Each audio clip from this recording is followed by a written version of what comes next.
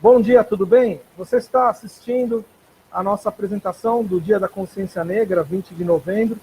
Hoje nós estamos trazendo algo um pouco diferente para vocês, né? Uma entrevista com o historiador Marcos Antônio da Silva, professor titular da Faculdade de Filosofia, Letras e Ciências Humanas, né, na área de História, na área de Metodologia de História. O professor Marcos, ele já orientou mais de 50 doutorados e 30 mestrados, tem uma enorme publicação acadêmica pesquisando Brasil, República, ditadura civil-militar, né, a ditadura pós-64, trabalha com quadrinhos, vários pensadores brasileiros, ensino de história, onde ele tem uma grande atuação, junto com a Secretaria Municipal de São Paulo, inclusive, criando, né, formas dos professores de história trabalharem, não só em São Paulo, mas também no Brasil, né? Ele já teve contribuições também com o MEC. Tá? Então hoje a gente tem essa pessoa para vir para conversar aqui um pouquinho com a gente, né? Falar sobre um tema muito interessante que eu não vou dar spoiler. Aqui na tela estão, vai aparecer na tela de vocês, está o professor Marcos e nós temos vários alunos aqui já anotando suas perguntas, né? Já pensando, porque a gente vai falar sobre um escritor brasileiro, né, o Monteiro Lobato, e as últimas polêmicas aí que envolvem, o seu nome já vem de alguns anos, né? Então a gente trouxe alguém que entende para discutir e conversar com a gente, tá? Então, na tela de vocês, eu vou passar então a palavra para o professor Marcos. Então, no primeiro momento, o professor Marcos vai falar um pouquinho sobre Monteiro Lobato e depois os alunos vão entrevistá-lo, fazendo as perguntas que eles acharem legais, tá bom? Então, obrigado, eu passo a palavra para o Marcos. Aqui na sala, comigo está a professora Denise, de Língua Portuguesa, faz parte desse trabalho, a professora Raquel, professora de História, a professora Joana, professora de Português, eu, professor Igor, o professor Carlos, infelizmente, não conseguiu estar aqui, ele está na aula aqui do lado, inclusive, talvez vocês ouçam ele com uma participação especial, e a nossa diretora, com a presença também da professora de Educação Digital, professora Priscila, presente também aqui nesse dia. Tá bom? Então, vou passar a palavra para o professor Marcos. Obrigado, professor, pela disponibilidade. Eu quero agradecer antes. E a palavra é sua. Bom dia. Bom dia a todos. Eu agradeço muito pelo convite para participar dessa atividade. Considero de extrema importância a valorização da escola pública no Brasil, em geral, e ainda mais nessa conjuntura tão difícil da pandemia Covid-19, que foi agravada pela inépcia do governo federal. O Igor me convidou para conversar um pouco sobre alguns aspectos da obra do Monteiro Lobato, que é um autor até hoje bastante lido por crianças, adolescentes e adultos também, é claro, adultos também. A literatura infantil pode até ser produzida, infanto-juvenil, pode até ser produzida pensando num público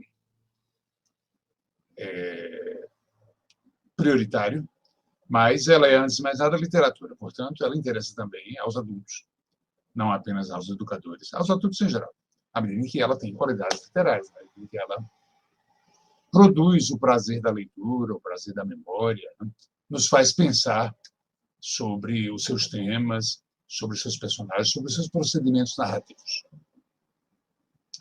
Monteiro Lobato é um clássico da literatura brasileira, é muito prezado, é muito bem recebido, já há muito tempo, há muitas décadas. Ele, como a maior parte dos intelectuais de sua geração, teve formação no Brasil, teve formação na área de direito, era o curso universitário mais habitual para as pessoas interessadas no campo das humanidades. A Universidade do Brasil é uma universidade muito tardia. Outras colônias das Américas, tanto da América Espanhola quanto da América Inglesa, tiveram cursos universitários desde o começo da colonização. O Brasil, não. O Brasil só conheceu cursos universitários a partir da vinda da em 1808, fugindo das invasões napoleônicas a Portugal. E a Universidade Brasileira se manteve muito limitada durante o século XIX, até o começo do século XX. A universidade mais ampliada brasileira é criada para valer no século XX. A primeira universidade com o nome universidade é a do Rio de Janeiro, em 1922, e depois São Paulo. Depois São Paulo.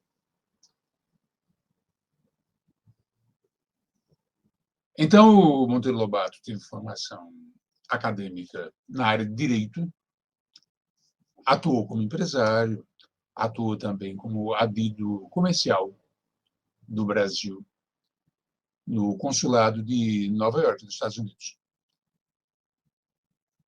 Ele começou a escrever bem antes dessa sua atuação como adido comercial do Brasil, nos Estados Unidos. Ele começa a escrever na década de 10. E um dos seus artigos no jornal Estado de São Paulo, Europeus, teve grande repercussão nacional. Esse artigo foi lido pelo Rui Barbosa, numa sessão do Senado brasileiro. Rui Barbosa era um intelectual muito respeitado, um político muito conhecido, e essa leitura contribuiu largamente para tornar o Monteiro Lobato um autor conhecido, respeitado. Portanto, ele começa escrevendo na imprensa. Ele escreve textos de natureza reflexiva, ensaística, analisando temas da sociedade brasileira.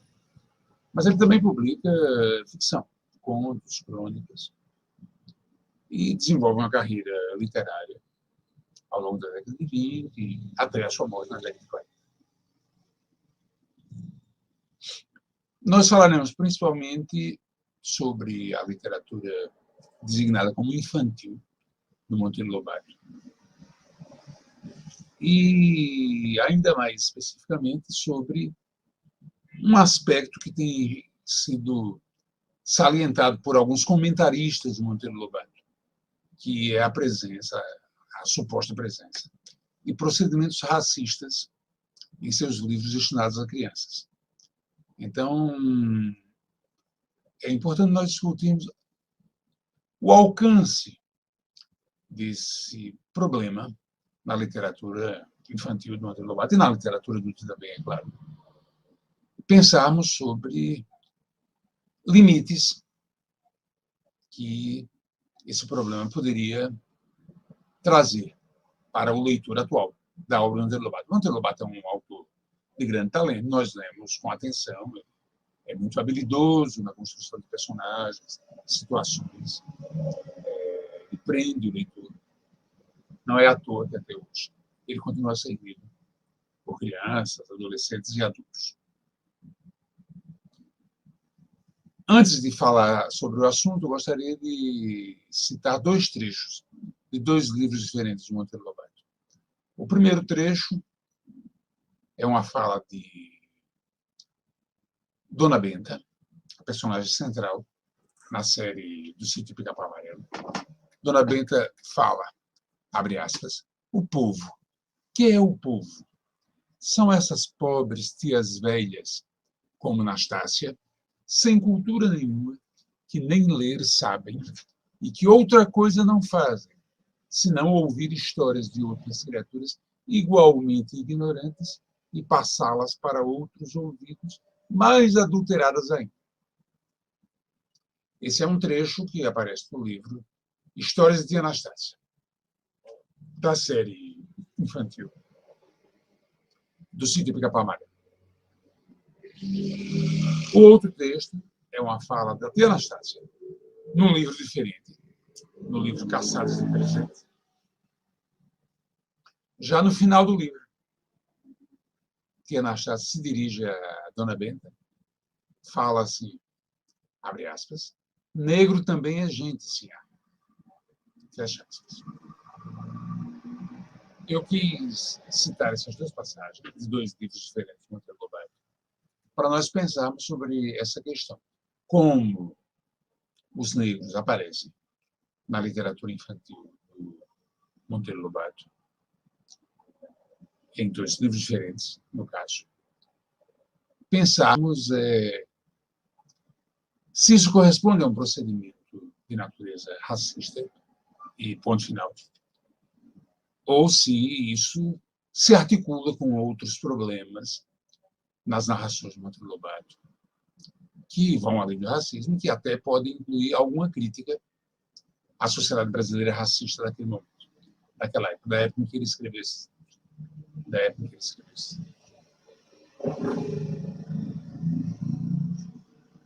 Eu parto, então, da lembrança de que alguns debates recentes sobre a obra de Monteiro Lobato têm denunciado posturas racistas do escritor. Por exemplo, é citado um elogio que ele fez à Ku Klux Klan, aquela entidade norte-americana, racista, de perseguição aos negros, que existe desde o século.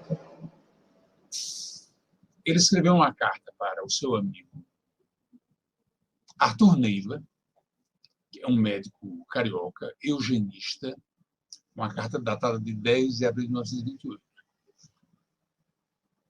E nessa carta ele elogia a Ku Klux Klan. É importante lembrar que, nessa época, em 1928, na década de 20 do século passado, essa entidade norte-americana se encontrava no auge da sua existência. E o Monteiro Lobato tomou o conhecimento mais próximo dessa entidade quando ele foi exatamente adito comercial do Brasil em Nova York. Ele foi adito comercial do Brasil em Nova York entre 1927 e 1931. Lembro a vocês que a Ku Klux Klan perseguia negros norte-americanos. Mais do que perseguia, agredia e até assassinava negros norte-americanos, com a acusação de que eles prejudicavam o país, que eles seriam uma ameaça ao país, e outras acusações racistas dessa natureza. Portanto, uma entidade criminosa, uma entidade responsável pelo assassinato de cidadãos negros norte-americanos. O Monteiro Lobato, como adito comercial do Brasil em Nova York, admirou muito os Estados Unidos. Ele elogiou muito em diferentes artigos, depois livros, conquistas técnicas e econômicas daquele país. E deu pouca atenção a graves conflitos sociais estadunidenses. Ele não tratou a Ku Klux Klan como uma entidade criminosa que fomentava graves agressões, graves conflitos sociais naquele país. Essa acusação de posturas racistas é feita também em relação aos escritos que Monteiro Lobato destinou ao público infantil. Por exemplo, em várias ocasiões, na série do Sítio do Capão Amarelo, Emília agride verbalmente a Anastácia. Fala que a tia Anastácia é muito feia, tem beiços, quer dizer, lábios horrorosos, aponta características raciais de Anastácia como índices de feiura, índices de inferioridade. É claro, em minha perspectiva, que todo racismo tem que ser duramente combatido. O racismo é um crime. No século XX, existe a experiência terrível do nazismo, o poder hitlerista na Alemanha, de 1933 até 1945, que foi apoiado no racismo, no caso, dirigido contra os judeus,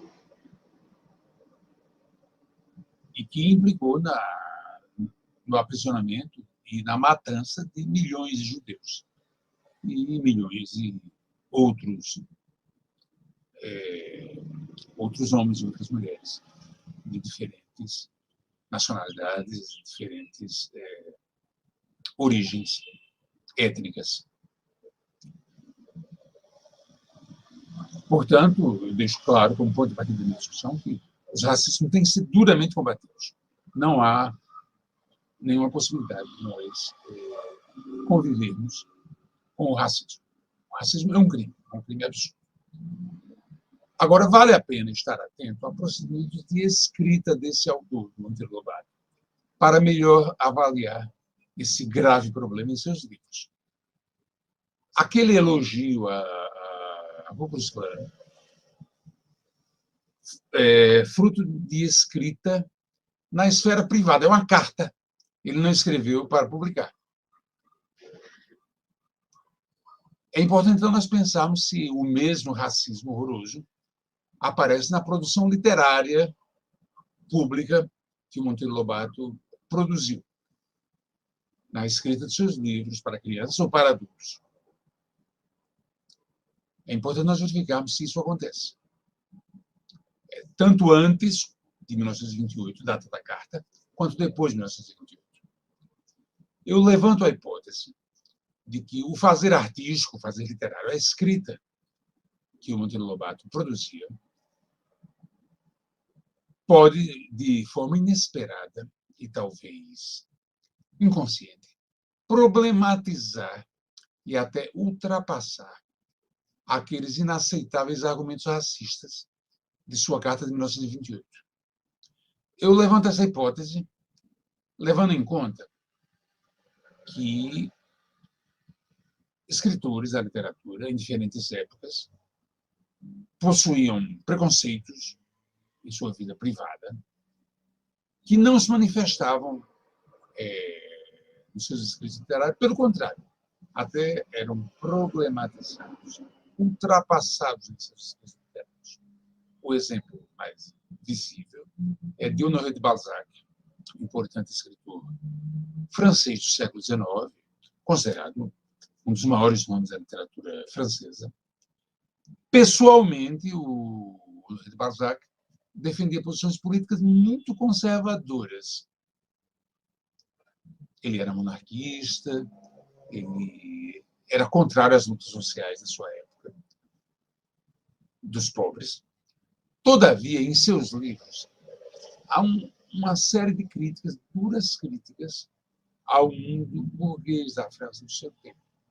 Vários romances sobre Balzac apresentam usurários, empresários, que são pessoas violentas, agressivas, destrutivas em relação ao mundo, em relação, inclusive, a pessoas próximas delas, parentes próximos. Portanto, traça um quadro muito negativo dessa sociedade do lucro, dessa sociedade dos valores da burguesia, dos valores dos empresários, que exploram os outros, que acumulam capitais às custas do sofrimento alheio. No Brasil, o Machado de Assis, importantíssimo escritor brasileiro da segunda metade do século XIX, levava uma vida social muito ajustada aos padrões dominantes de sua época. Ele era um alto funcionário público no Império Brasileiro.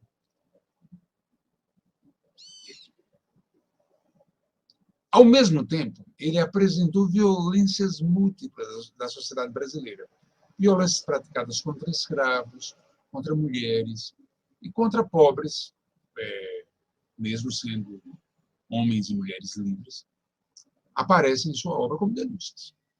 O exemplo mais recente no Brasil é do importante dramaturgo Nelson Rodrigues. É considerado o mais importante autor de textos teatrais no Brasil. O Nelson Rodrigues, durante a ditadura brasileira, de 1964 a 1965, ele escreveu vários artigos na imprensa elogiando aquela ditadura. Depois descobriu-se que um filho dele era preso político e que ele adulava os ditadores como uma forma de proteger o seu filho. Agora, independente dessa situação biográfica, de ter um filho preso político naquela ditadura, e ter um filho preso político era algo assustador, na medida que a ditadura torturava e matava presos. É importante perceber que as peças do Nelson Rodrigues, desde que ele começou a escrever na década de 40, fizeram duras críticas à burguesia brasileira, aos empresários brasileiros, aos apoiadores dessa burguesia, desses empresários brasileiros, inclusive aos militares brasileiros. Suas peças, em geral, caracterizam A sociedade brasileira, essa elite brasileira, as pessoas ricas, as pessoas poderosas, como pessoas corruptas, pessoas corruptoras também, pessoas que agem com extrema violência no cotidiano social. A minha hipótese de discussão em relação a Monteiro Lobato é se isso também ocorreu em sua obra, quer dizer, se ele teve algumas posturas horríveis, absolutamente condenáveis, de natureza racista, como o elogio ao Ku Klux Klan, mas, ao mesmo tempo, como escritor, apresentou situações críticas em relação ao racismo. Eu começarei, então, essa minha discussão pensando sobre um conto do Monteiro Lobato, um famoso conto do Monteiro Lobato chamado Negrinha. Pertence à chamada literatura oral do Monteiro Lobato. Não é da literatura infantil. Eu pegarei também alguns temas nos livros da literatura infantil, que muitos de vocês estão lendo, Caçadas de Pedrinho, Histórias de Anastácia e O Minotauro. Começando, então, pelo conto Negrinha. Esse texto foi escrito em 1920, publicado em 1920. A personagem central é uma criança negra, órfã, e sem nome, quer dizer, ela se situa no limiar da pobreza, do despoder. Ela é tratada pelos outros como uma idiota e é objeto de espancamentos e torturada cruelmente, animalizada, num Brasil onde já não existia mais a escravidão formal. Portanto, é uma menina que sofre muito nas mãos dos brancos, nas mãos dos poderosos. Ao mesmo tempo, no conto, melhor dizendo, no conto Negrinha, essa menina é o único ser humano capaz da experiência da beleza. O conto apresenta essa menina sentindo uma espécie de êxtase estético, êxtase diante da beleza, quando vê uma boneca loura. É a primeira boneca que ela vê na vida. Essa boneca pertence a uma menina de posses. E quando a negrinha vê pela primeira vez a boneca, ela entra num deslumbramento diante da beleza. Alguns comentaristas desse conto sugerem que o fascínio de Negrinha pela boneca loura manifestava uma espécie de auto-preconceito, na medida em que Negrinha é uma menina negra e via a beleza numa boneca loura. Ao mesmo tempo, eu penso que é importante nós pensarmos se esse conto nos mostra a personagem Negrinha identificando um nível de beleza naquela boneca e também no ato de brincar, que os personagens brancos da mesma história eram incapazes de enxergar, eram incapazes de expressar.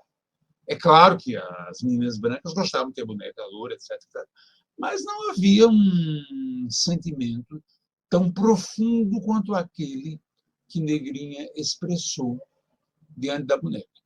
As meninas brancas gostavam, exibiam aquela boneca como um objeto luxuoso, um objeto vistoso. Era uma posse delas. Mas Negrinha não. Negrinha via na boneca uma beleza infinita, uma beleza grandiosa, uma beleza suprema. Eu entendo, portanto, o conto nesse sentido, de a personagem Negrinha apresentar uma sensibilidade para o belo que os demais personagens, os personagens brancos, os personagens que eram cruéis com ela, não possuíam.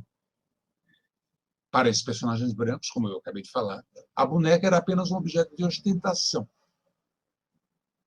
Portanto, em minha interpretação, nós não estamos diante de auto-preconceito de Negrinha, na medida em que ela, Negrinha, percebia o que os outros personagens da mesma história não captavam. Negrinha era permanentemente inferiorizada e agredida, por ser negra, por ser pobre. Mas, quando ela experimenta esse sentimento de deslumbramento diante da beleza, ela se mostrou superior aos seus adversários, através de uma sensibilidade estética, que é um alto atributo humano. Em seguida a essa experiência, Negrinha morre. Ela adoece e morre. A meu ver, na narrativa que nós estamos comentando, a morte de Negrinha significa que o mundo onde ela vivia não comportava a possibilidade de o Belo ser apreendido somente por uma menina socialmente destratada e excluída. Nem merecia essa menina. Portanto, a máxima beleza no conto, mais bonita do que a boneca, é a verdadeira comoção, a emoção profunda, elevadíssima de Negrinha diante da boneca, diante da beleza. Diante da beleza. Ela é uma personagem que corporifica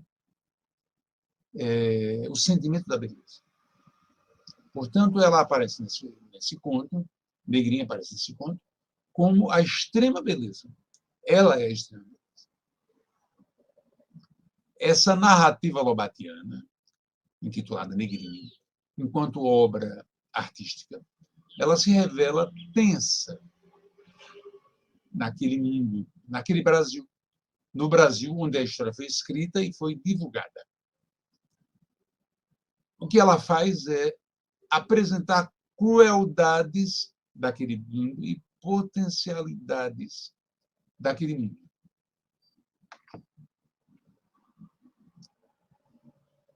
Há crueldades contra a negrinha, há crueldades contra as crianças negras pobres.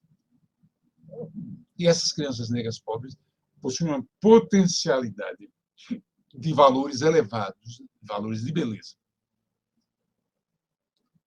que o Brasil, através do racismo, desconsidera. Portanto, esse texto, Negrinha, ele tem uma face antirracista. Ele critica o racismo.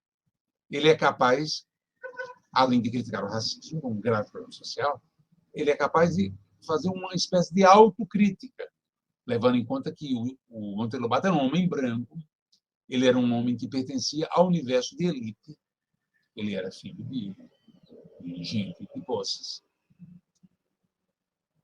Ele tinha um padrão de um homem de posse. Tal como os algozes de Negrinha naquela história. Há uma crítica ao Brasil e uma autocrítica ao universo social brasileiro, do qual o Monteiro Lobato fazia parte. No ano passado, em 2020, uma escritora e jornalista brasileira bastante conhecida, Marilene Filinto, publicou uma crônica na Folha de São Paulo, relembrando a leitura oral do texto Negrinha que ela fez numa sala de aula em sua infância. A Marilene Filinto lembra nessa crônica que essa leitura oral produziu intensa angústia nela.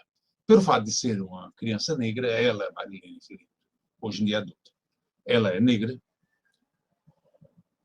e por se sentir, naquela experiência de leitura do conto Negrinha, ela se sentiu a própria Negrinha do conto, ela se sentiu como sendo a própria personagem do conto. O sofrimento que Marilene Filinto narra merece todo o respeito de nossa parte. É um sofrimento terrível.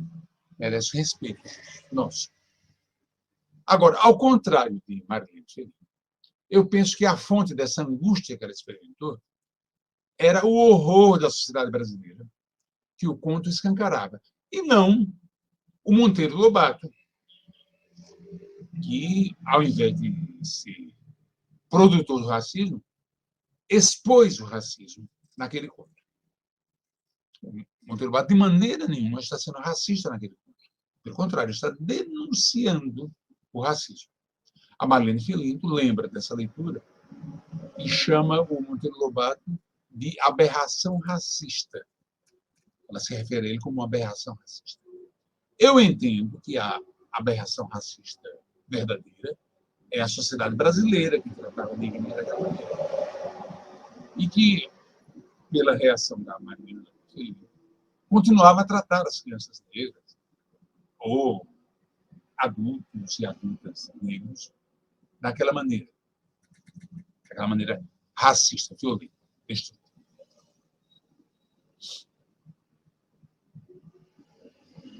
Portanto, antes de Monteiro Lobato escrever aquela carta onde ele elogiou a Ku Klux Klan, a entidade racista americana, em 1928, ele escreveu um conto, Negrinha, antirracista.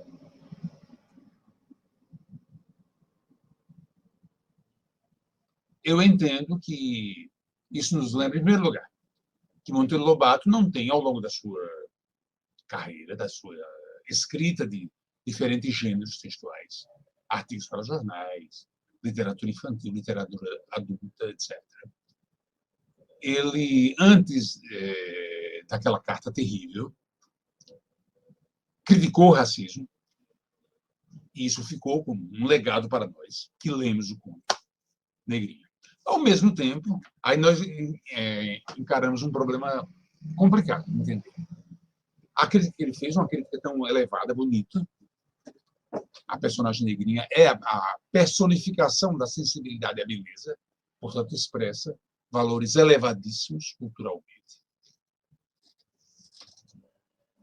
Essa conquista do Monteiro Lobato como escritor não foi capaz de produzir nele mesmo, Monteiro Lobato, a superação de racismos entranhados na sua personalidade, que ele expressaria depois naquela carta horrorosa para o Arthur Neiva, elogiando a Ku Klux Klan.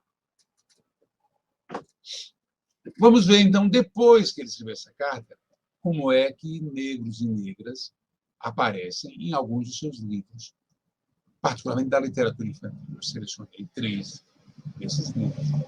Quero comentar alguns aspectos de Caçada de Pedrinho, Histórias de Anastácia e O Minotauro.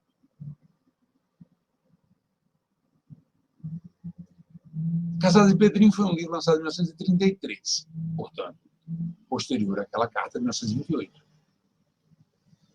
Pedrinho, nesse livro, junto com Narizinho, Minha, Marquês de Rabicó e Visconde de Sabugosa, matam uma onça que estava na mata do sítio Pirapá Amarelo, porque eles a consideravam ameaçadora para os seres humanos daquele sítio.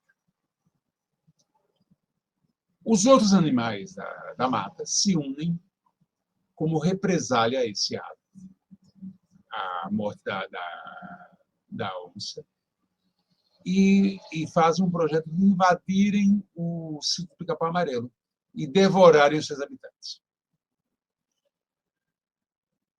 Quando essa invasão ocorre, os animais selvagens da mata invadem o sítio. Todos os moradores do sítio, exceto Tia Anastácia, usam pernas altas de bambu para escaparem dos animais ameaçadores e contra-atacam esses animais. Diante das feras, Tia Anastácia, apavorada, ela não quis usar as pernas de pau, as pernas de bambu. Ela escala um mastro de São Pedro, quer dizer, um mastro onde se hasteia uma bandeira de festa de São Pedro. E ela faz isso com surpreendente habilidade. Ninguém esperava que isso acontecesse. Tia Anastácia foge das feras e escala um mastro de São Pedro. Com grande habilidade, com grande agilidade. Eu citarei um trecho do livro Caçadas de Pedrinho. Abre aspas. E Tia Anastácia, esquecida dos seus numerosos reumatismos, trepou que nem uma macaca de carvão pelo mastro de São Pedro acima, com tal agilidade que parecia nunca ter feito outra coisa na vida senão trepar em mastros. Fecha aspas. Esse fragmento, à primeira vista, sugere racismo, porque Tia Anastácia é comparada à macaca de carvão. Existe um macaco no sul do Brasil, chamado Muriqui do Sul, que também é conhecido como monocarvoeiro. Portanto, Monteiro Lobato faz um paralelo entre Tia Anastácia, negra, e um macaco preto. Então, à primeira vista, isso é uma comparação racista. Agora, eu quero lembrar que, no mesmo livro, o Pedrinho se dirigiu aos seus companheiros de caça como macacada. Portanto,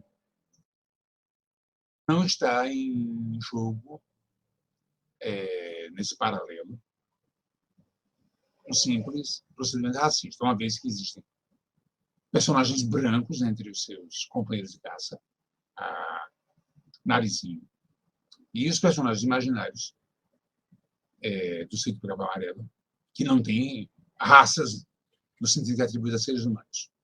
A Emília, o Visconde Sabugosa. No mesmo livro, Caçado do Pedrinho, uma capivara, numa assembleia dos bichos contra os humanos do sítio, planejando o ataque ao sítio, ela reflete sobre um macaco. Abre aspas. Não é à toa que os macacos se parecem tanto com os homens. Só dizem bobagens. Portanto, o paralelo com os macacos não é um procedimento racista, necessariamente, no Monteiro Lobato. Pelo contrário, a descrição de Tia Anastácia pode indicar mais uma invejável disposição física dessa personagem frente ao medo. Pode indicar muito mais isso do que rejeição preconceituosa. Isso não impede que a presença de Anastácia nessa e outras narrativas, e Monteiro Lobato, da série do Sítio Pica-Pau Amarelo, seja mantida em limites de um trabalho fundamental, que é cozinhar, mas aparentemente limitador de sociabilidade. Ela vive como um apêndice da patroa, Dona Benta, da patroa e de sua família. Ela não tem relações próprias. Porque a Anastácia não tem relações, ela não tem uma família própria. Não tem relações amorosas, não tem filhos, não tem pais. Uma outra questão que merece ser destacada na série O Sítio Pica-Pau Amarelo é que essa série não incorpora negras e negros em condições sociais mais diversificadas. Os negros e as negras aparecem como cozinheira, trabalhador braçal. Eles não aparecem em outras profissões habitualmente. Embora na chamada literatura adulta de Monteiro Lobato haja um presidente negro. Ele tem um livro chamado Presidente Negro. É uma espécie de ficção política sobre os Estados Unidos. Passando para um outro livro da literatura infantil do Monteiro Lobato, eu quero abordar agora as histórias de Tia Anastácia.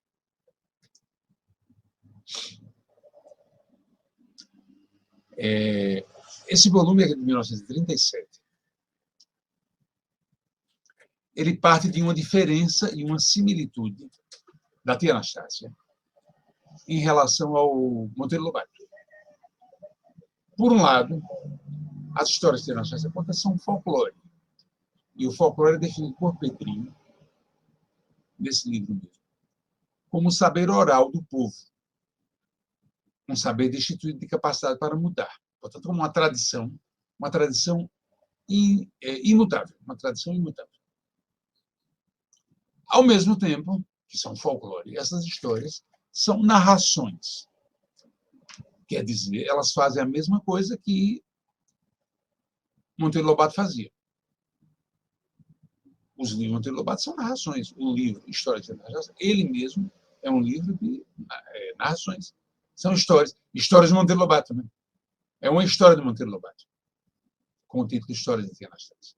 Portanto, nós temos Tia Anastácia no seu papel habitual, cozinheira negra, mas também num papel novo, que é portadora de um outro saber, o saber narrar. Ela é uma virtual companheira de ofício do Monteiro Lobato, que é um escritor branco.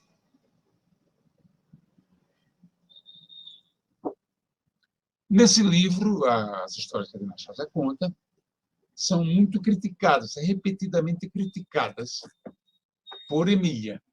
Emília fala muitas vezes que não gosta de folclore, não gosta de povo. E o livro oferece pouco ou nenhum espaço para a Tia Anastácia se defender dessas objeções de Emília e dos outros personagens. Apesar disso, durante todo o livro, Tia Anastácia mantém o papel de narradora. O livro inteiro funciona como uma negação dos deméritos apontados contra o povo e suas histórias. O livro, pelo contrário, afirma a importância, o interesse dessas histórias.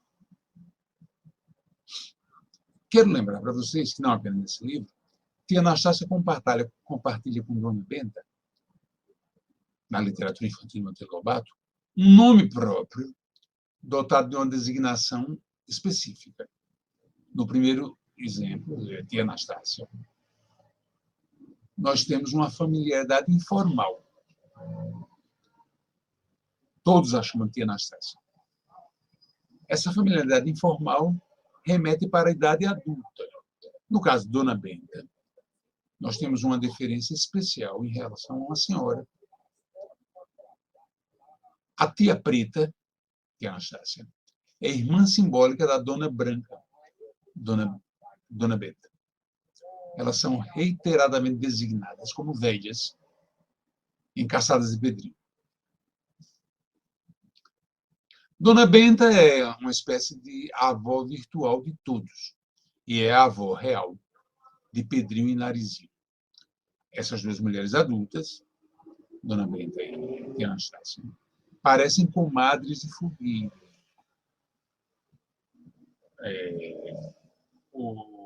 Esse compadrio de fogueira é um vínculo simbólico inventado nas festas juninas.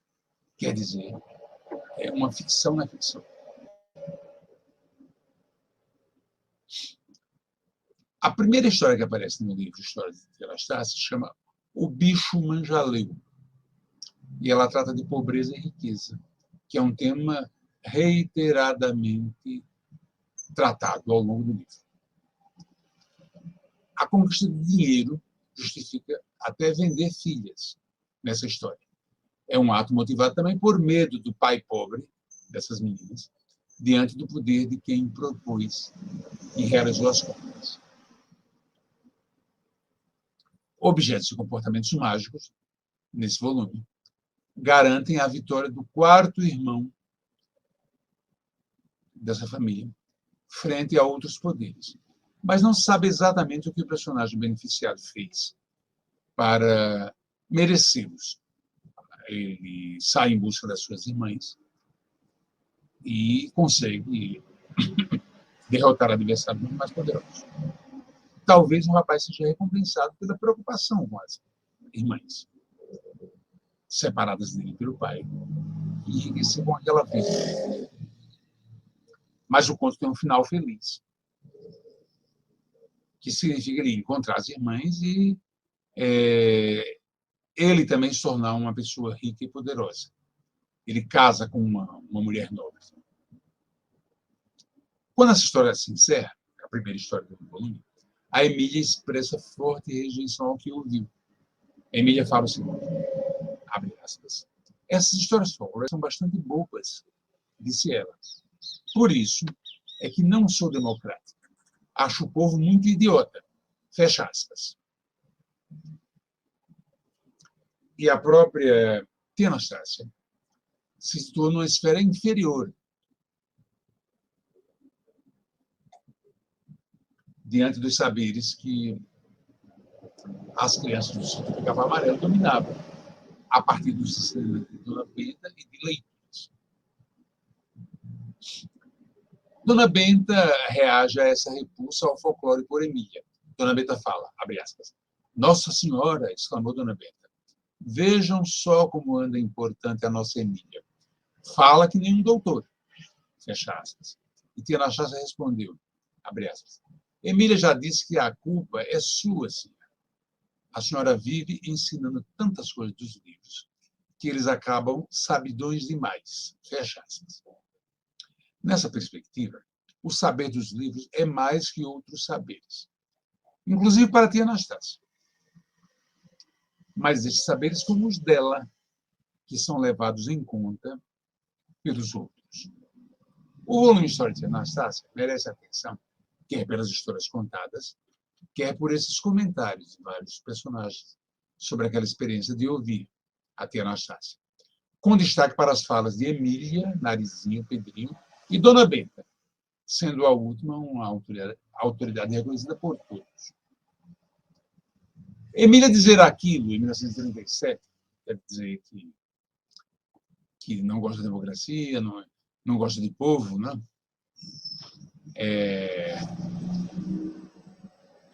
Dizer que aquelas histórias folclóricas são bastante bobas, dizer que considera o povo muito idiota. Dizer tudo isso em 1937 é fazer parte de um Brasil que passou pelos modernistas na década anterior.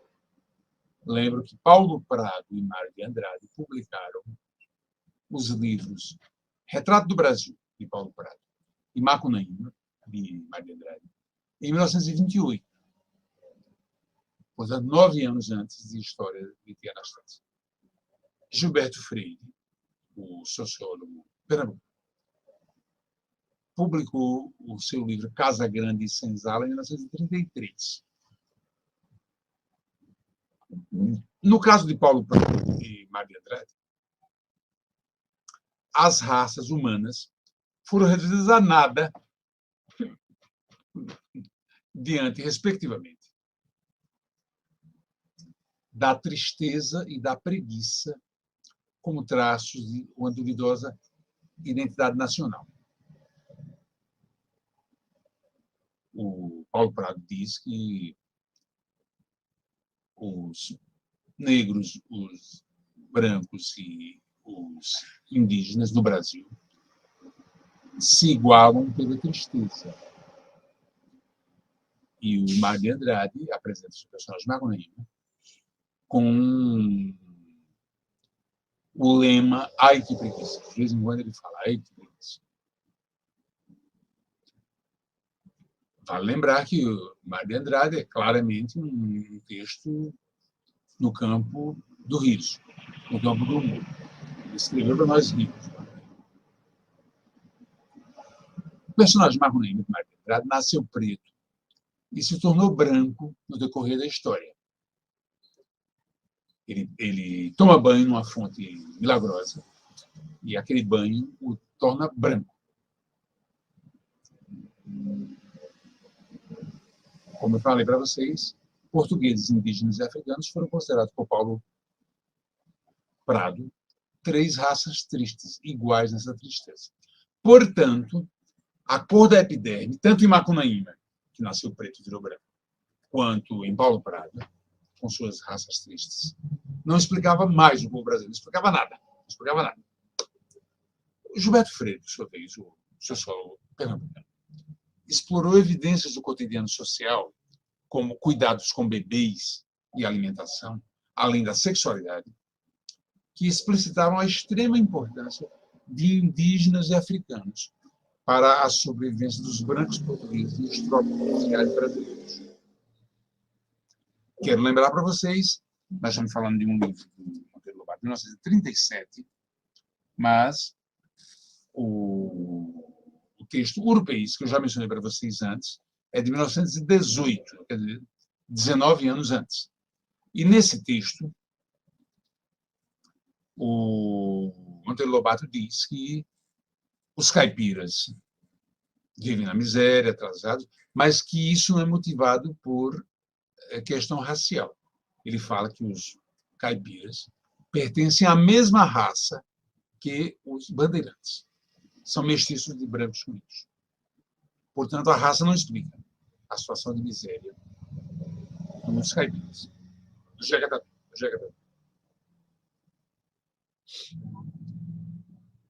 Lembro ainda que História de Anastácia foi um livro publicado no mesmo ano em que o folclorista do Rio Grande do Norte, Câmara Cascudo, lançou Vaqueiros e Cantadores, que é um livro em que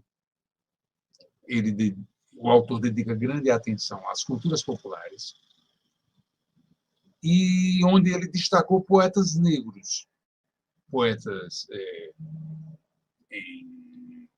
cantadores, né? Descritos como isentos de preconceitos. Nem eles escreviam de forma preconceituosa, nem sofriam preconceitos. O que, no livro do Câmara Cascudo, configura uma espécie de harmonia social, que o livro salienta em geral. Tem uma passagem desse livro, muito bem escrito, onde ele fala sobre os cantadores na varanda de uma fazenda, sendo ouvidos pelo dono da fazenda e pelos trabalhadores pobres da fazenda. Portanto, uma espécie de cultura popular que atingia todos, a harmonia social na cultura. Monteiro Lobato conhecia esses nomes. Mário Andrade, Paulo Prado, Câmara Cascudo. Ele até editou, ele era dono de uma editora, o Monteiro Lobato, ele editou um livro do Câmara Cascudo. O livro Joio, livro de crítica literária do Câmara Cascudo, da década de 20. Monteiro Lobato é muito conhecido também por algumas tensões e polêmicas em relação aos modernistas. A famosa crítica dele, muito agressiva, contra a exposição de quadros da pintora Anita Malfatti. O título da crítica dele é de absoluta rejeição. É Paranoia ou Mistificação? Quer dizer, ele pergunta para o leitor se aquela pintura é fruto da loucura ou se é fruto do ato de enganar, de mistificar. Chama a Anita Malfatti de louca ou de enganadora. Isso gerou uma polêmica gravíssima. Os modernistas saíram em defesa da Anita Malfatti. Isso é um tópico famoso e polêmico do modernismo no Brasil. No livro Minotauro, que eu abordarei daqui a pouco, essas rejeições ao modernismo reaparecem. No livro Minotauro, há uma viagem à Grécia Antiga. O pessoal do Circo Cabaré vai até a Grécia Antiga. E aí, Dona Benta fica fascinada vendo os monumentos arquitetônicos, as esculturas gregas, acho tudo de extrema beleza, e compara essa beleza com a feiura das artes modernas. Ela contrapõe as artes modernas feias à beleza dos clássicos. Apesar disso,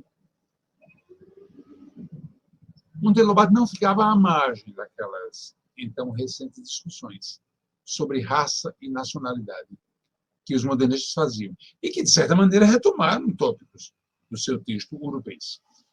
Ainda mais diante dos caminhos que a eugenia trilhava em seu presente, no presente do Monteiro Lobato. Se o Monteiro Lobato foi amigo do Arthur Neiva na década de 20, e Arthur Neiva defendia a eugenia, na década de 30, a eugenia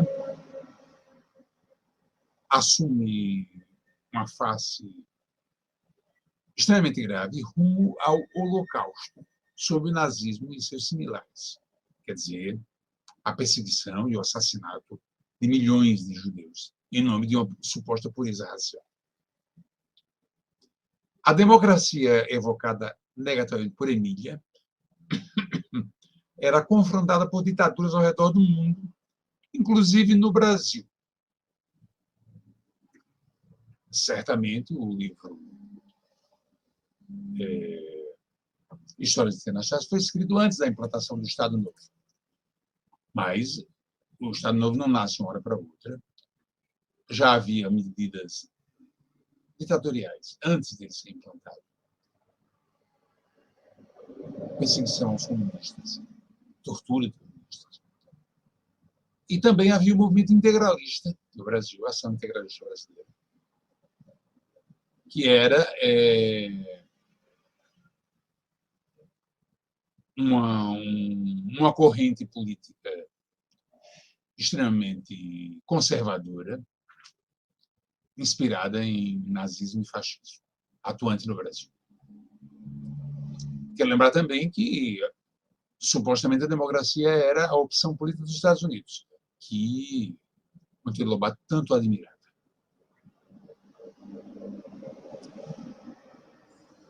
Também eu quero lembrar que diferentes perfis políticos na época da década de 30, a democracia liberal, que passava pelo New Deal, a política do planejamento econômico, sob Roosevelt, que se expandiu para todo o capitalismo. Mas também outras correntes políticas, como o nazifascismo e o comunismo da União Soviética. Teciam políticas de cultura, lazer e saúde, e também de repouso, voltadas para os trabalhadores, evidenciando uma preocupação com esse universo depois da Primeira Grande Guerra, de 1914 a 1918, e depois da Revolução Russa, de 1917. 1937, então, é o ano em que o Estado Novo se implantou no Brasil, uma ditadura. O Estado Novo se implantou em novembro, com traços de natureza fascista e atos crescentemente repressivos, muito visíveis, ao menos desde 1935, quando foi derrotada a suposta revolta comunista e foram feitas prisões arbitrárias, torturas, censura, etc. Certamente, a história internacional foi escrita antes de novembro de 1937, antes do Estado Novo. Mas Monteiro Lobato acompanhou a montagem da ditadura do Estado Novista e seus diálogos com violências internacionais semelhantes. Dona Benta, Pedrinho, Narizinho e Emília conversaram sobre folclore nesse livro, História de Anastácia, pelo filtro do escritor Monteiro Lobato, e tendo aquele universo intelectual e político como referência indireta. Certamente, os personagens não são porta-vozes imediatos nem do Monteiro Lobato, nem do contexto geral da política brasileira que eu mencionei. Eles antes configuram a encenação de papéis sociais que o escritor Monteiro Lobato caracterizou no ato de narrar. Eles, inclusive, problematizam falas uns dos outros. Há discussões polêmicas entre uns e outros desses personagens. O interesse pelo folclore desse livro, História de Anastácia, se integra ao projeto enciclopédico da série infantil O Sítio do Capão Amarelo. Se nós acompanharmos vários volumes, verificaremos que eles fazem referência à história, geografia, aritmética, gramática, clássicos literários como Dom Quixote, a mitologia grega, fábulas e outros saberes. A presença narrativa de Tia Anastácia, nesse volume, é um convite para pensarmos sobre a questão racial na obra de Monteiro Lobato, que ultrapassou literariamente os preconceitos pessoais do escritor e manteve suas concepções sobre o povo brasileiro num patamar além de suas inadmissíveis falas racistas de 1928, justamente criticadas. Eu quero lembrar ainda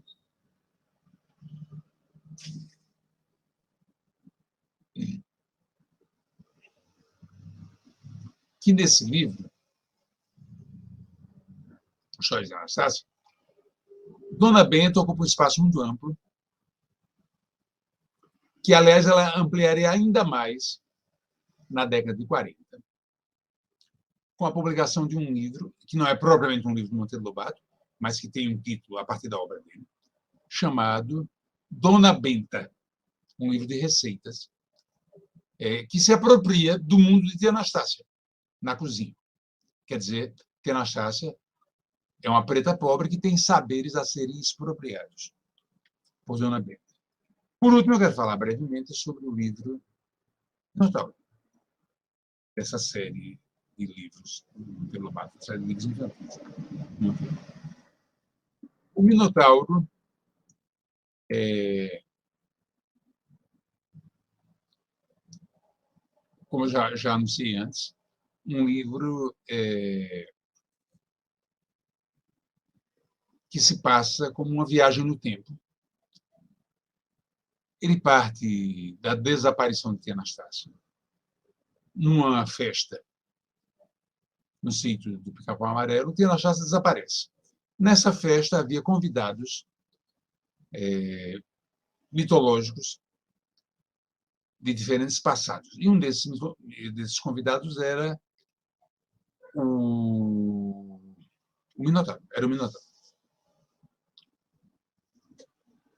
E pensando sobre essa desaparição, as crianças do Pica-Pau Amarelo concluem que o Minotauro deve ter raptado a Tia Anastácia porque ele ficou fascinado pelos pratos que Tia Anastácia preparou para a festa.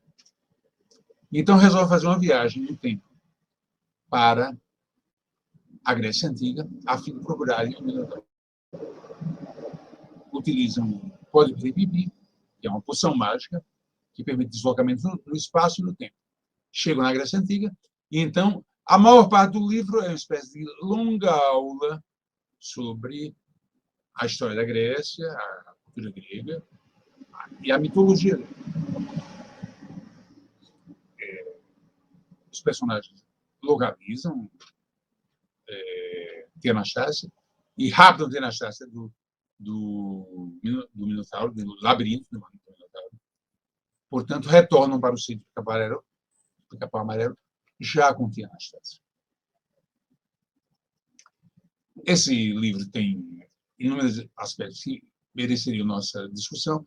Eu não falarei agora, porque nós já estamos com um tempo bastante avançado. Eu quero destacar somente um aspecto. Em primeiro lugar, o fascínio que o Minotauro sente pela comida que Tia Anastácia faz. Quer dizer, Tia Anastácia é uma criatura capaz de fascinar um personagem da mitologia grega. Capaz de fazer esse personagem a raptar. Para que ela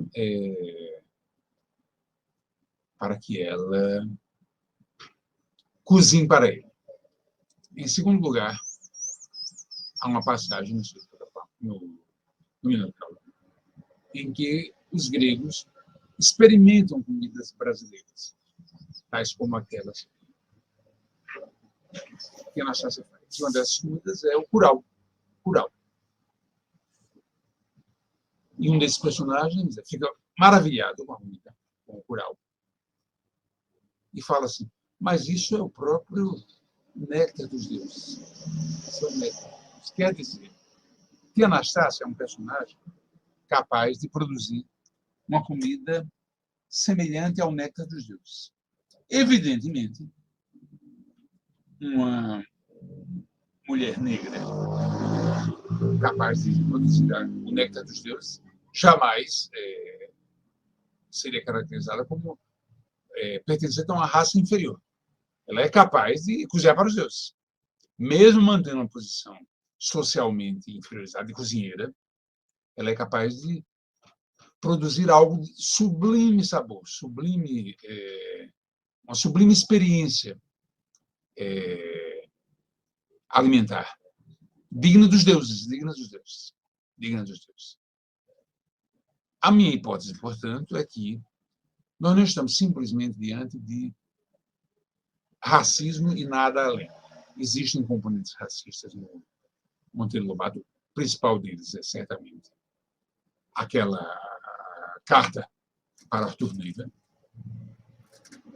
em que há um elogio à Ku-Klux-Klan, a entidade assassina de negros nos Estados Unidos.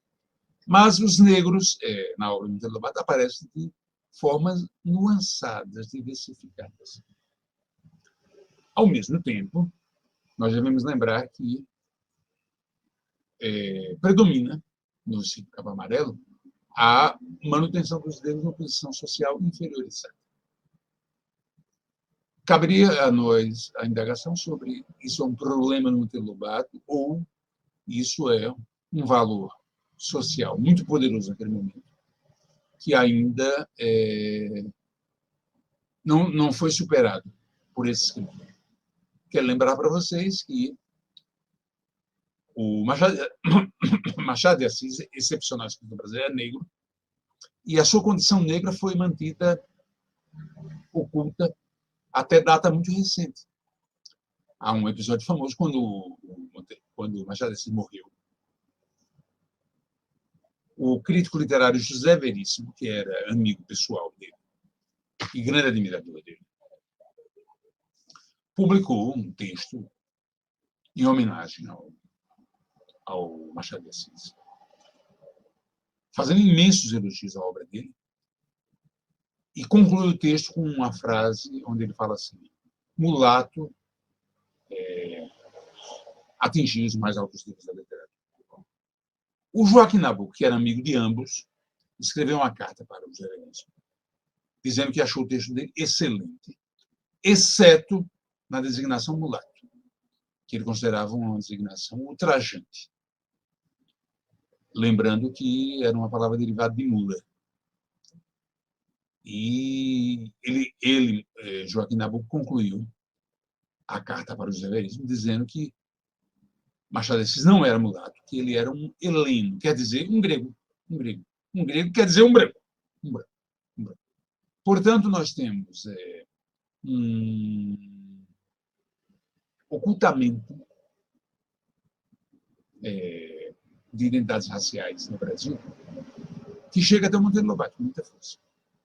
O Monteiro Lobato, quero acrescentar mais um detalhe.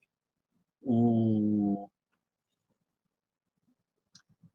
Mário de Andrade, excelente escritor, grande nome do jornalismo brasileiro, que tem textos de grande valorização da cultura negra no Brasil, ele era mulato e ele usava maquiagem para clarear a pele, para dar um tom rosado à pele dele.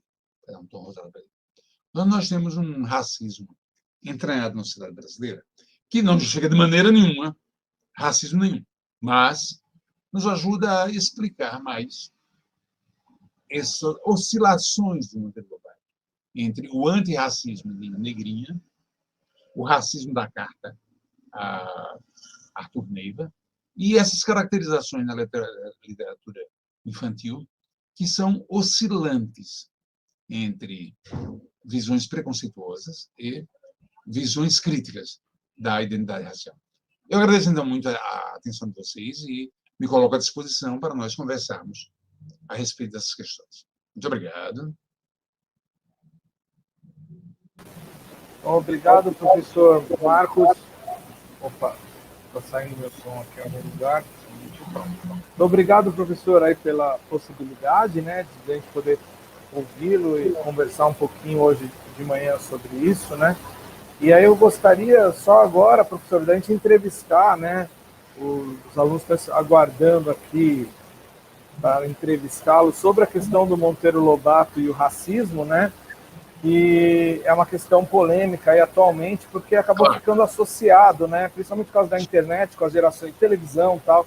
As gerações mais jovens já ouvem falar do Monteiro Lobato já com o selo de racista, né? Então, e aí, é claro que a obra já entra no bolo e já vira aquele negócio que só a internet pode nos proporcionar.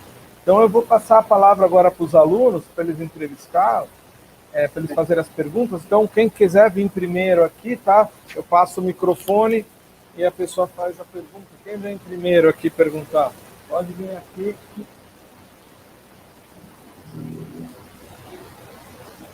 Estão ainda com vergonha quem vai ser o primeiro para fazer a pergunta?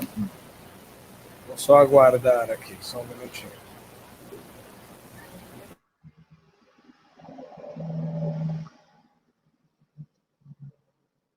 Então, eu vou pedir para ela se apresentar, você se apresenta, tá? Eu vou colocar na tela, eu vou tirar, a gente vai ficar só você e o Marcos Silva. Opa. Você vai dividir a tela com ele? Pode vir aqui.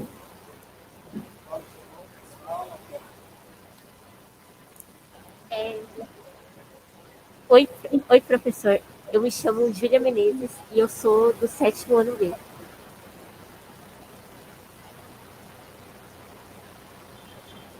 Por favor, pode falar. E a minha pergunta é: como Monteiro Lobato viu o Brasil, um dos países mais miscigenados do mundo? Então, pegando o exemplo do texto Urbeis, ele reconhecia essa miscigenação. E, em Urbeis, ele tirou a explicação do Brasil, ele começa a tirar a explicação do Brasil, da esfera racial. Qual é a importância disso? No século XIX, especialmente na passagem do século XIX para os Estados Unidos, um grande número de importantes intérpretes do Brasil que atribuem grande importância à dimensão racial para explicar os problemas brasileiros. Isso se dava não apenas no campo do pensamento, intelectuais significativos, mas no campo de uma certa opinião pública dominante no Brasil daquela época.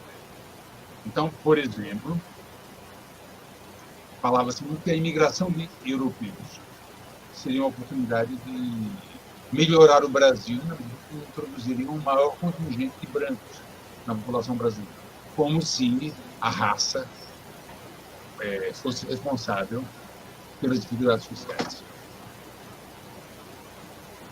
Mesmo em autores de extrema importância, como Euclides da Cunha, que é autor da obra-prima Os Sertões, aparecem alguns argumentos no meio, em que ele fala, no meio do livro, em que ele fala sobre hierarquias raciais, raças superiores e raças superiores. O livro mesmo, Os Sertões, vai contra essa explicação.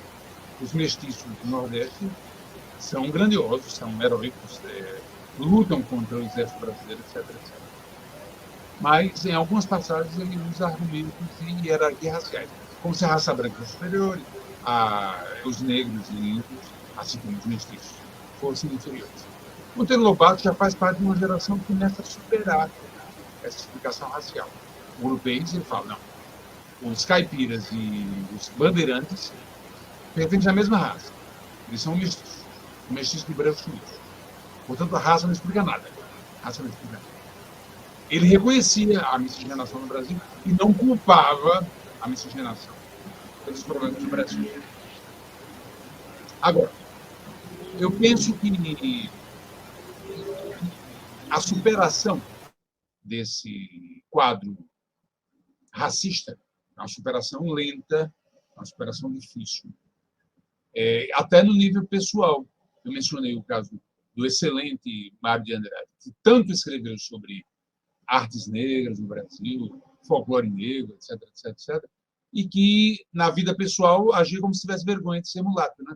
Ele usava maquiagem rosada para disfarçar o tom da pele dele. Ou aquela terrível carta do Monteiro Lobato, elogiando a Conquista. Portanto, no plano pessoal, esse racismo ainda era muito lentamente ultrapassado. Havia um processo social coletivo bem mais complexo e em andamento. Eu quero lembrar também que os negros, os mestiços no Brasil, não dependiam desses intelectuais para se afirmarem. Havia movimentos negros, lutas de negros para afirmarem publicamente as suas presenças. Nós falamos muito sobre a Semana de Arte Moderna de 22 e as referências à cultura de negros, cultura indígena, cultura de imigrantes, a multiplicidade cultural brasileira é muito forte nos modernistas brasileiros, nos mais importantes modernistas brasileiros.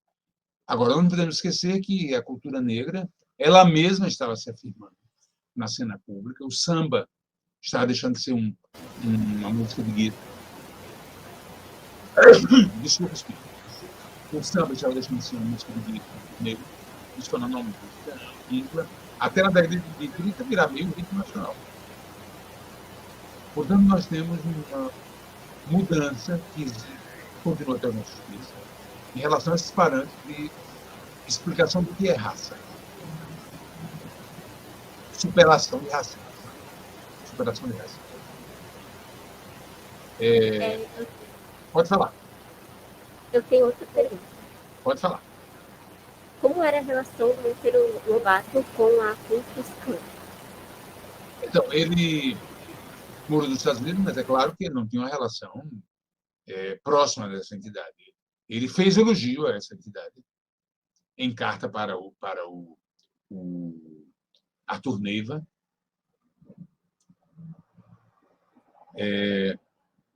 Considerando que essa entidade teria uma função de tornar claras as relações raciais no Brasil, deixar claro o que era considerado prejudicial e inferior na presença dos negros na sociedade norte-americana.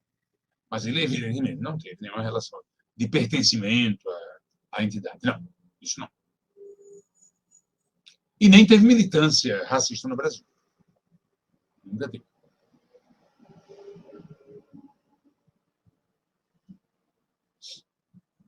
Eu até acrescentaria que, na literatura infantil do Monteiro Lobato, embora os negros sejam mantidos em posições sociais inferiores, eles são portadores de valores significativos. A Tia Anastácia não apenas cozinha bem, ela é uma pessoa legal, ela é uma pessoa de confiança, uma pessoa querida. E ela presta sentimentos de afeição. Então, aparecem valores muito positivos em relação a ela, em relação a outros personagens negros. Obrigada por responder a minha pergunta. Por favor. Brasil. Agora a gente vai passar para outro aluno com outra pergunta. Pode vir, por favor. E senta, se apresenta e faça a sua pergunta. É uma pergunta só?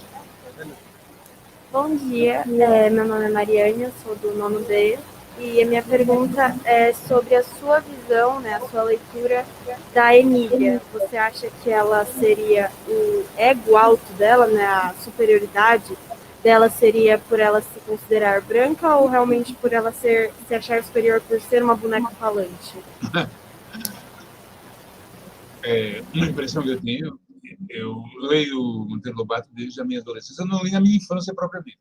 Eu comecei a ler Monteiro Lobato na minha adolescência. A minha impressão sobre a Emília desde então é que ela se considera superior porque é inteligente, porque ela se contrapõe aos outros. Ela não tem medo de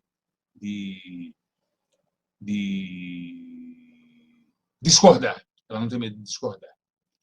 Eu entendo que a Emília tem uma dimensão. Em primeiro lugar, é claramente um personagem imaginário, é uma boneca que fala. É uma boneca que fala. É um personagem inventado. Em segundo lugar, ela, como personagem inventada, ela entra no universo da literatura infantil com essa força de não submissão. A criança não está destinada à submissão. A criança pode ter opiniões. A criança pode ter posturas, pode discordar dos adultos, pode criticar os adultos. Então, eu penso que isso é um traço muito forte da Emília. É um traço muito forte da Emília. É claro que a Emília tem posições que são muito chatas, são agressivamente chatas. Né? As implicâncias dela com a Tia Anastácia, embora ela goste de Tia Anastácia. Ela gosta de Tia Anastácia, mas ela fala que a Tia Anastácia é feia, que os beijos da Tia Anastácia são muito feios, que o aspecto da Tia Anastácia, por ser negra, é muito feio, etc, etc, etc. Mas a Emília não é nem branca nem preta, ela é uma boneca. Não é uma boneca de branco. Eu entendo, então, que a Emília é um suporte para uma legitimação da discordância infantil, do direito a uma postura própria da criança. A criança como um ser pensante. A criança como um ser pensante. E ela tem muita iniciativa. Alguns dão certo e outros não dão certo. Obrigada por responder a minha pergunta. Passar agora a palavra para outro aluno, por favor, se apresente. Oi, professor, boa tarde. Meu nome é Juan. E eu queria saber sobre a sua visão da tia Anastácia. Se você acredita e concorda que ela é retratada de uma maneira submissa.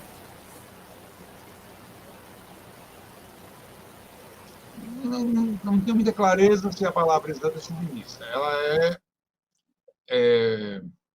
primeiro, ela tem um saber que os outros não têm. Ela sabe coisas que os outros não sabem.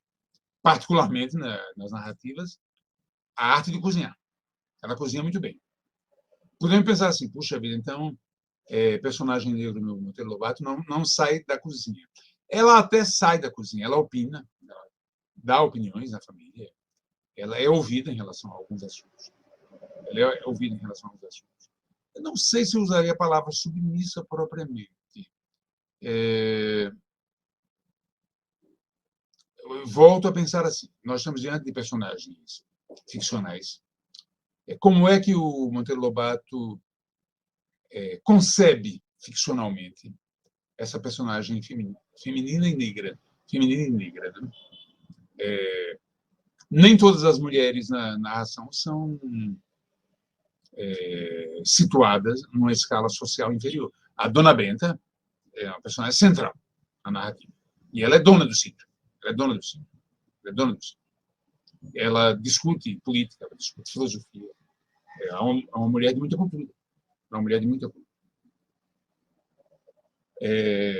Agora, nós temos a situação de uma trabalhadora como a Tia Anastácia, que aparece o tempo todo sem atos de rebelião em relação à patroa. Ela entra em choque com as crianças. Ela tem conflitos com as crianças, discordâncias. Confronta até em algumas situações. Mas a patroa não. Então, ela não pede aumento de salário. Ela não pede outras condições de trabalho. Então, é legal pensarmos como é que o Monteiro Lobato concebe o trabalho. Além de ser negra, o trabalho. Ela é uma trabalhadora. Não podemos esquecer isso. Ela é uma trabalhadora. O breve comentário que eu fiz no final da minha exposição sobre o livro Dona Benta, eu fico impressionado que o livro não se chama Tia Anastácia. O saber da Tia Anastácia foi expropriado para Dona Benta, no livro Dona Benta. O livro não é do Monteiro Lobato, mas é baseado na ficção do Monteiro Lobato. Não? E é a mesma editora que publicava o livro dele. Entendi, obrigado por responder minha pergunta. Vou passar então para a próxima aluna. Então, se você venha, por favor, sente, se apresente, tá? E faz as perguntas. Vai lá.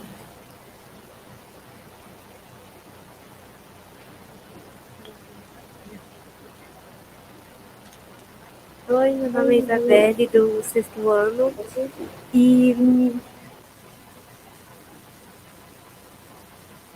eu tenho uma pergunta. Se é possível que as falas de Monteiro Lobato, as falas preconceituosas deles, influenciaram crianças que leram ou ouviram serem mais preconceituosas? Não, certamente, uma leitura como a do Monteiro Lobato faz parte da formação de seus leitores. Claro, as pessoas que leram, ou, mais recentemente, as pessoas que viram adaptações para a televisão do Sítio Pica-Pau Amarelo, certamente foram influenciadas. A meu ver, aí entra muito a nossa função de professores, ou a função dos pais. É muito importante que essa influência tenha comentários, tenha diálogos, tenha discussões. O que é que significa Monteiro Lobato para um leitor de hoje? O que é que significa Monteiro Lobato para um leitor de hoje? Não dá para nós cobrarmos no Monteiro Lobato discussões que são de hoje, mas sim dá para nós cobrarmos de nós as discussões de hoje. Como é que fica a concepção de sociedade em relação a raças, em relação a hierarquias sociais, em relação a oportunidades profissionais, inteligências, etc, etc, etc. Por exemplo, eu penso que é importante nós falarmos com as crianças que leem Monteiro Lobato hoje sobre o mercado de trabalho e a presença diversificada de negros, de mestiços, de imigrantes, principalmente os imigrantes pobres. O imigrante rico não tem problema. Obrigada. Eu tenho mais uma. Claro, um prazer. Você acha que o Monteiro Lobato tem uma cultura racista? Eu não entendi a palavra. Monteiro Lobato, o verbo que você usou. Eu não entendi. Se você acha que o Monteiro Lobato tem uma cultura racista? Teve uma cultura racista? Eu penso que eu diria que não. Ele teve uma formação numa sociedade racista e ele, em seus escritos, contribuiu para a discussão sobre racismos de uma maneira crítica. Nós pegamos o próprio Urupês, onde ele fala que o atraso dos caipiras não se deve à raça, ou Negrinha, onde ele fala que uma criança negra pobre, destratada, desprezada, alcança alto nível da sensibilidade humana. Isso é antirracismo. Isso é antirracismo. Agora, ocorrem manifestações racistas, como a tal carta de elogio a Ku Klux Klan, e resquícios racistas na literatura infantil. Na literatura infantil, eu discordo de pensarmos que é simplesmente racista. Eu penso que ela dialoga com a questão das raças no Brasil de maneira diversificada. Tia Anastácia possui valores elevados, a excelência no cozinhar, principalmente essa excelência no cozinhar. Mas não só. Nós não podemos pensar, por exemplo, que a Tia Anastácia aparece como uma influência maléfica naquela sociedade. O Monteiro Lobato foi contemporâneo do nazismo. Para o nazismo, quem não era branco, ariano, na definição dos nazistas, era raça degenerada que merecia ser eliminada. De maneira nenhuma, a Tia Anastácia parece uma raça degenerada. Não, não. Ela possui afetos, ela dá afeto e recebe afeto dos outros. Né? Não sei se dá para nós cobrarmos do Monteiro Lobato resolver a questão racial por obra e graça da obra dele, pura e simplesmente. Mas eu penso que há um esforço dele na direção de crítica a alguns aspectos do racismo. Tia Anastácia claramente não é uma personagem do mal, não é uma personagem que prejudica a sociedade. De maneira nenhuma. Na visão nazista, fascista, sim, quem não é branco prejudica a sociedade. É explorador. Não é isso que aparece. Obrigada. Então, dando continuidade, nós temos aqui as perguntas. São 3 alunos, na verdade, não, são 3 alunos, mas um que vai fazer a pergunta, né? Até da condição técnica nossa aqui. Por favor, sente-se, apresenta os 3 e faça as 2 perguntas que vocês têm. Eu sou o Carlos. Sou o Miguel. Sou o Gabriel. Então, a gente estava falando, a gente tem um TCA, tipo um TCC, sobre eugenia, e o Monteiro Lobato é um nome muito forte. A gente queria saber o texto dele, do Pedrinho. Você acha que devia ser censurado essas palavras? Por conta do público infantil também? As palavras racistas ou não? Eu não entendi a segunda parte da sua pergunta. Isso, os livros que ele publica tem algumas palavras racistas, alguns termos racistas. Você acha que isso deveria ser censurado? Você fala assim, hoje deve ser censurado. Isso. Eu não gosto de pensar em eliminar as palavras do texto. Eu penso que merece ser comentado. Eu defendo que uma obra para Monteiro Lobato tenha edições críticas, quer dizer, notas explicativas. O que é que significa isso? O que é que essas palavras significam? Por exemplo, existem passagens da Emília atacando o aspecto racial da Tia Anastácia. Eu não caracterizaria isso como racismo do Monteiro Lobato. Eu penso que é um procedimento de um personagem que ele criou. E não penso que a imagem da Tia Anastácia seja marcada no conjunto da obra infantil do Monteiro Lobato por feiura, por qualificativos negativos que a Emília usa. Do meu ponto de vista, valeria a pena notas explicativas, explicando por que é que a Emília age dessa maneira, como é que isso corresponde à identidade da personagem, como é que isso corresponde a uma linguagem dessa época, certo? Eu queria lembrar uma coisa. O Gilberto Freire publicou o famoso livro dele, Casa Grande Senzala, em 1933. Nesse livro, ele dá grande valor para aspectos da presença dos negros e dos índios também, na história do Brasil. particularmente alimentação, higiene, sobrevivência no dia a dia, sobrevivência do dia a dia, e também na sexualidade.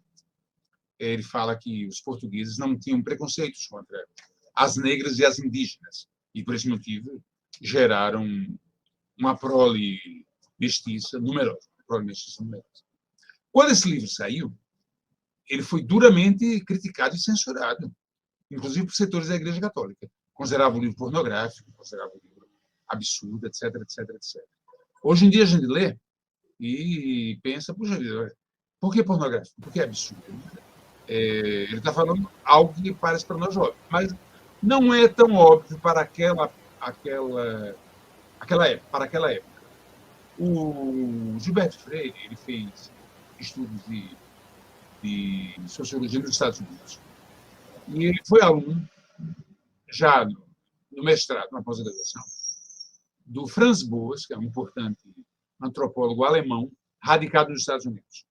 E o Franz Boas colocava que as raças humanas, eram menos um aspecto biológico do que um aspecto social, uma experiência social.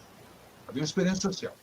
Aí, no Casa Grande Senzala, o Gilberto Freire fala assim, se nós pegarmos a população negra no Brasil hoje em dia e constatarmos que tem dificuldades de crescimento, tem deformações da caixa craniana ou da caixa torácica, ele fala, isso não é uma característica de raça biológica, é uma característica de experiência histórica dessa população, de má alimentação, de falta de cuidados com a saúde e de higiene, por pobreza, por miséria, pela situação da escravidão, etc, etc, etc. Então, você acha que esses termos, tipo, ele era racista por influência da época, porque tinha acabado a escravidão, logo quando ele nasceu, ou não, é uma coisa mais pessoal mesmo, ele é racista mais por ele? Então, eu evito pensar simplesmente o Monteiro Lobato como racista, eu acho que é um empobrecimento da discussão, porque ele tem passagens antirracistas. Eu evito pensar no Monteiro Lobato como simplesmente racista. Agora, você falou sobre influências da época ou opções pessoais. É claro que influência da época todo mundo tem, e todo mundo também exerce influência sobre a sua época. Monteiro Lobato recebeu influências e, escrevendo, exerceu influência sobre a sua época. Tá? A opção pessoal não existe no vazio social. A gente faz opções sociais diante de possibilidades da nossa época e diante de escolhas. Escolhas são feitas. Então, ele fez algumas escolhas críticas, em europeus, em negrinha, que não eram as escolhas de outros, dos seus contemporâneos. Mas fez uma escolha como a carta para Arthur Neiva, uma carta racista, assim, que não era escolha de outros. Então, eu penso que nós estamos num universo que é de presença na sociedade, que não é só de receber influência, também de exercer influências. E escolhas sociais que são feitas. Monteiro Lobato não é um autor simplesmente racista. Ele é um autor que tem contribuições diversas, ricas em muitos casos, críticas em muitos casos. Então, eu penso que a discussão de apenas identificar traços racistas é insuficiente. É insuficiente. Eu agradeço, então, por ajudar a nosso TCC. Obrigado, viu? Um abraço. Obrigado, professor. Então, a gente tem agora a última pergunta. A gente vai chamar a última aluna aqui. Ela pode sentar, por favor, se apresente, faça a sua pergunta. Aí, depois a gente conclui. Obrigado. Olá, bom dia. Meu nome é Beatriz Vicar. E a minha pergunta é a seguinte. O que você acha sobre as pessoas querendo tirar as obras do Monteiro Lobato? Considero uma atitude errada, no seguinte sentido. Não se tira uma obra de circulação simplesmente. Nós vamos discutir a obra. Tá? Então, tirar a obra de circulação é um empobrecimento cultural terrível. É uma atitude de censura, uma atitude semelhante a que ditaduras do passado fizeram. É uma atitude totalmente errada. Eu penso que a obra deve ser discutida. Claro que, se nós pegarmos uma passagem como a tal carta ao Arthur Neiva, de elogio à Ku Klux Klan, uma crítica radical. Não se elogia a Ku Klux Klan, absurdo. Um absurdo. Monteiro Lobato não se resumiu na vida a elogiar a Ku Klux Klan. Monteiro Lobato escreveu muito, escreveu textos críticos em relação ao racismo. Eu insisto, o texto europeu, o texto negrinho. Trouxe personagens negros que não são a representação do mal de maneira nenhuma. A Tia Anastácia. Ok, obrigada. Outros personagens negros dele não são personificação do mal. São personagens que têm riquezas culturais, têm contribuição na sociedade, têm relações afetivas. Tá? Então, tirar de circulação, totalmente errado. Criticar, precisa sempre. Precisa sempre, sim. Precisamos sempre. Ok, obrigada. Então, assim nós já vamos concluindo a nossa atividade de hoje. Então, eu gostaria de agradecer, professor Marcos, a todos os colegas aqui, acompanharam também a assistente de direção, esteve um período aqui acompanhando, a coordenadora pedagógica, Adriana, também estava por aqui, né? Então, gostaria de agradecer mesmo a possibilidade de ter disponibilizado um tempinho aí para conversar com a gente sobre esse tema, né?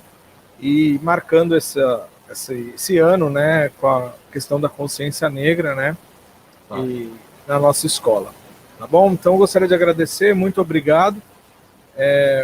A gente continua se falando e esperamos vê-lo aqui presencialmente em breve, né, como a gente sempre tem essa parceria.